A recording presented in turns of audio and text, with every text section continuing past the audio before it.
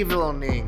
I'm Skeletim with the Whistling Kettle, and this is our spookiest brew yet, Blood Orange.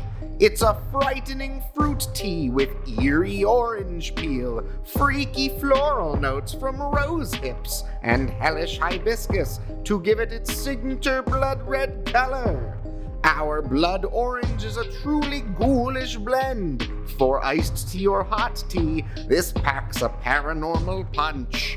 This creepy concoction is brewed at a blood-boiling 212 degrees for 7 minutes, and 1.5 teaspoons will make an 8-ounce cup.